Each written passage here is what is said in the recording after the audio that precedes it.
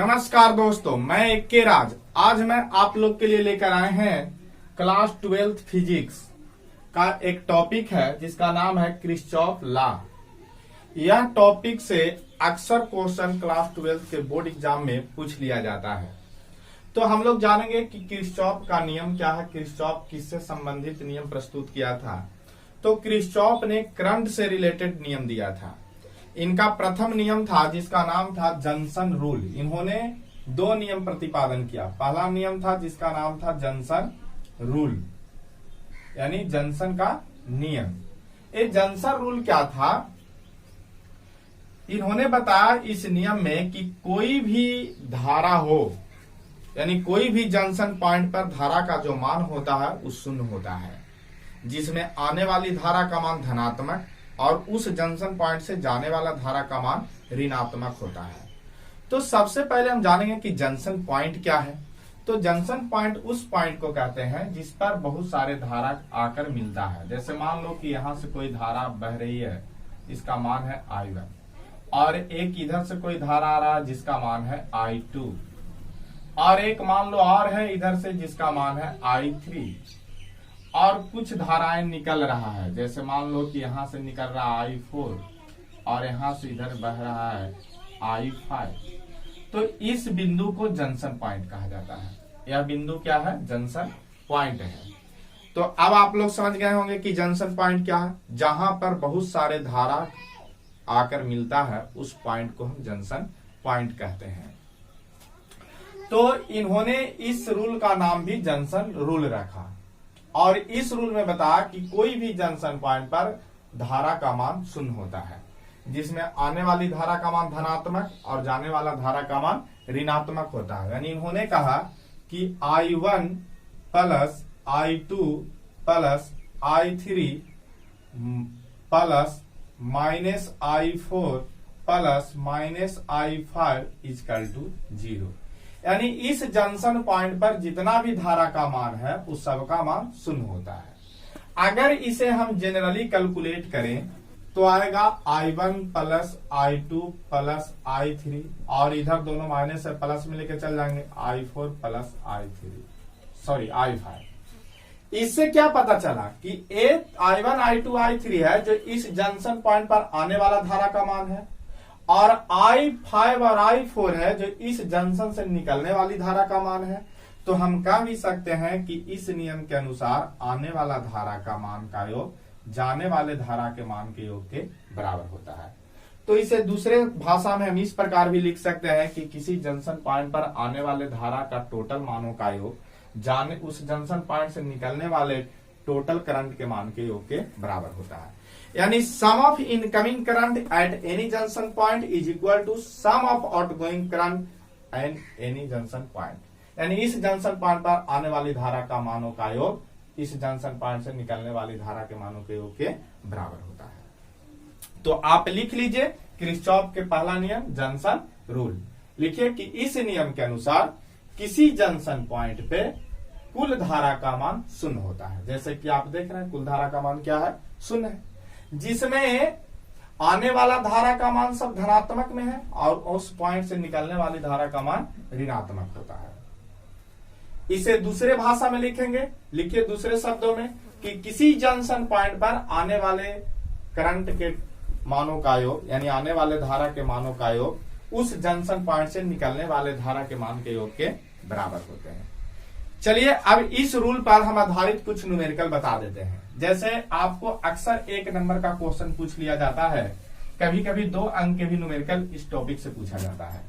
जैसे आपको एक चित्र देगा कि यहां से कोई 5 एम्पियर धारा इस पॉइंट पे आ रहा है, और इधर से 2 एम्पियर आ रहा है, और इसी पॉइंट से 3 एम्पियर धारा निकल रहे हैं, और इधर कुछ एम्पियर धारा निकल रहे होंगे। तो बताएगा कि इस चित्र में I का मान क्या है।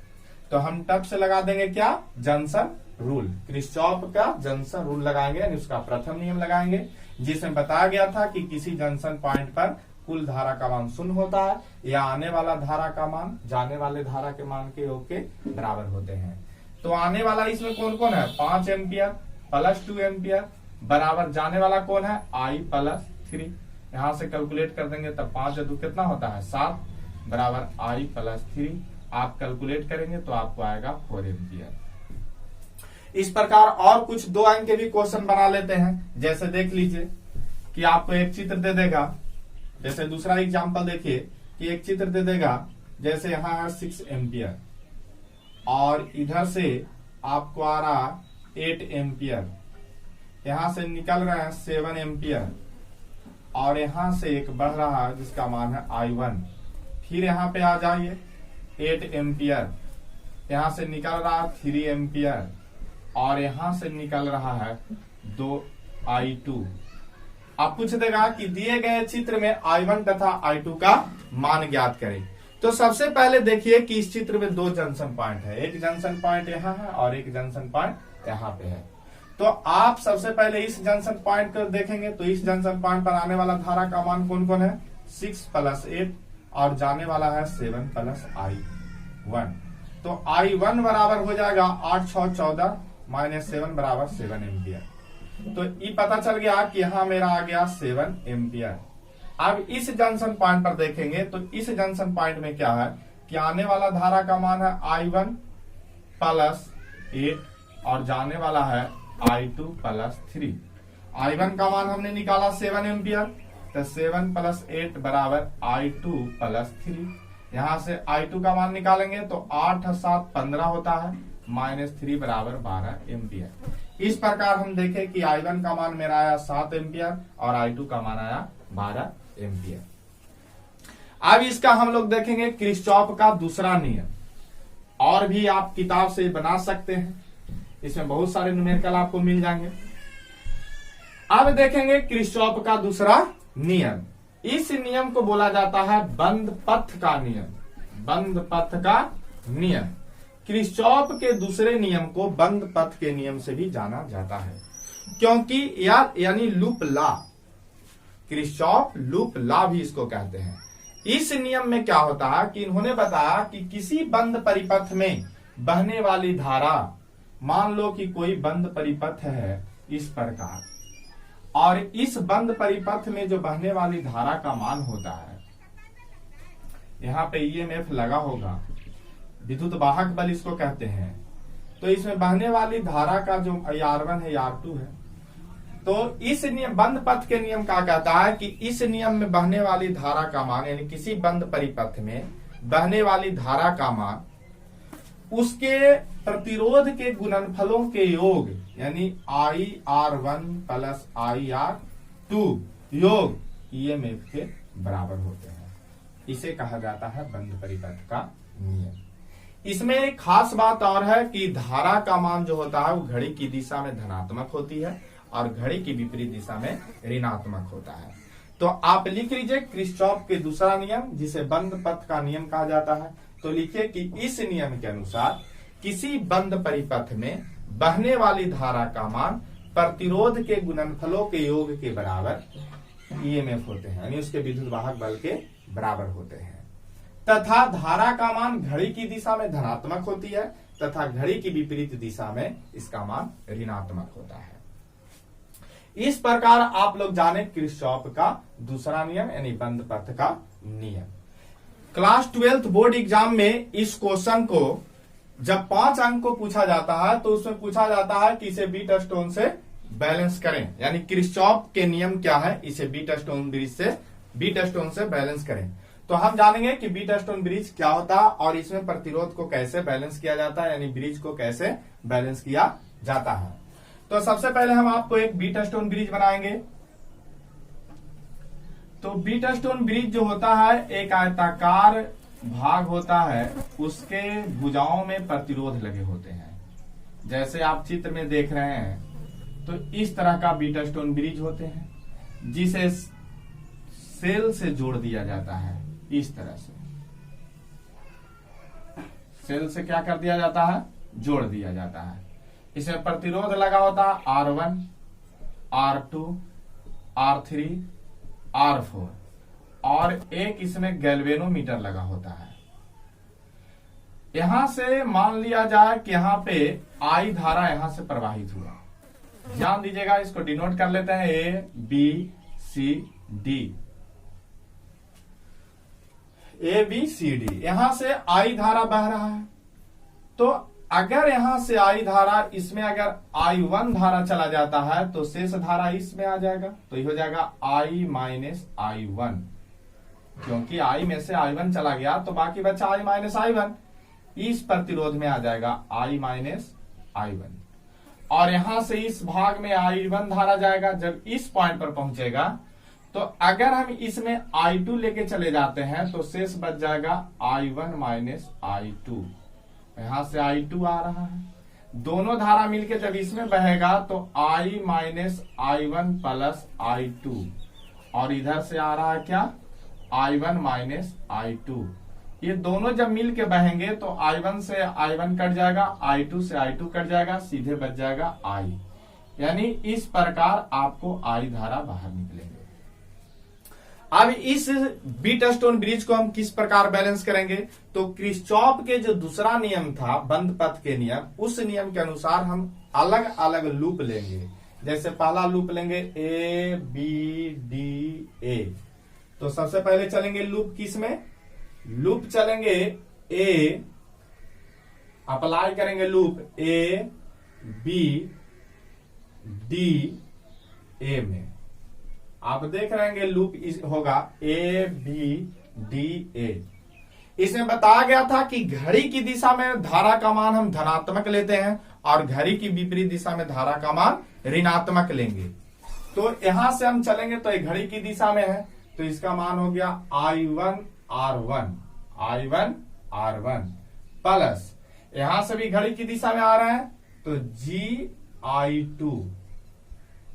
फिर यहां से देखिए इधर जाएंगे तो घड़ी के विपरीत दिशा में जाएंगे तो यह हो जाएगा माइनस में इसका मान ले लेंगे, यानी minus R4 equal to I minus I1। और इस लूप में कोई विद्युत वाहक बल नहीं है, इसीलिए इसका मान क्या ले लेंगे, शून्य ले लेंगे। अब यहां से अगर हम कैलकुलेट करते हैं तो आ जाता है I1 I2 प्लस GI2 बराबर ले जाएंगे तो हो जाएगा R4, या पहले इसको गुना कर लो, I1 R1 plus GI2 minus R4I plus R4I1 बराबर 0। अब इन दोनों में आप ध्यान दीजिए I1 कॉमा होगा तो R1 प्लस R4 बचेंगे, बराबर इसको ऊपर लेके चले जाएंगे तो यह आ जाएगा R4I माइनस GI2। ब्रिज को बैलेंस करना है और एक बैलेंस ब्रिज करने के लिए हमें I2 का मान शून्य लेना होगा, क्योंकि धारा इसमें बहेगी और ब्रिज बैलेंस है तो इसके बीच भाग में गैल्वेनोमीटर में धारा का मान शून्य होगा। तो बैलेंस ब्रिज करने के लिए हमको 4 क्या है, हम मान लेते हैं कि 4 बैलेंस ब्रिज है, तो बैलेंस ब्रिज के लिए हम I2 का मान क्या ले लेंगे, शून्य ले लेंगे। तो जब I2 का मान यहां शून्य रख देंगे तो हो जाएगा I1 R1 plus R4 is equal to R4I, इसका मान शून्य ले लेंगे तो G गुने शून्य हो जाएगा, यानी I1 R1 plus R4 is equal to R4I। ये आप समीकरण नंबर इसको मान लें 1। अब हम देखेंगे, अब चलेंगे लूप BCDB में। कौन में चलेंगे, BCDB में। यहां जब चलेंगे तो क्या होगा कि वहां से चलते हैं धारा के घड़ी की दिशा में, तो घड़ी की दिशा में हो जाएगा R2I1, डायरेक्ट गुना कर रहे हैं, माइनस R2I2, और यहां से विपरीत जब मुड़ेंगे तो माइनस में आ जाएगा, यहां इधर माइनस में आ जाएगी, तो माइनस सब में लगे ले चलते हैं R3I minus minus plus R3I1 minus minus plus R3I2, और फिर इधर घुसेंगे तो हो जाएगा विपरीत है ना, तो माइनस I2G बराबर 0।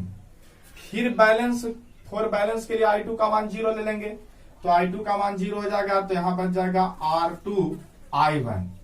तो I1 और किस में है, I1 यहां पे है, यहाँ दोनों को हम यदि एलसीएम मतलब कॉमा ले लेंगे तो मेरा बच जाएगा I1 R2 प्लस R3।